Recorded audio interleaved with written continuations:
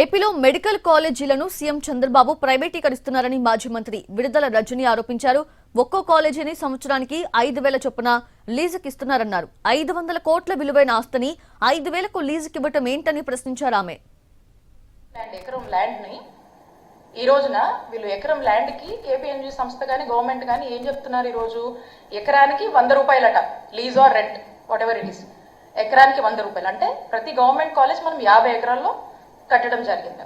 ఈ 50 ఎకరాలకు సంబంధించి అంటే 100 రూపాయల ఎకరం కంటే సుమారు ఇక 5,000 రూపాయలకి అంటే సంవత్సరానికి 5,000 రూపాయలు 5,000 రూపాయల వరకు కూడా ఇస్తే సంవత్సరానికి ఒక 50 ఎకరాల్లో నిర్వహించినటువంటి ఇంత ఖర్చుతో 500 కోట్ల వ్యయంతో మనం ఖర్చు చేసి కడుతున్నటువంటి ఈ మెడికల్ కాలేజ్ 5,000 రూపాయలు సంవత్సరానికి చెల్లిస్తే 33 ఏళ్ళకి లీజుకి ఇస్తారంట.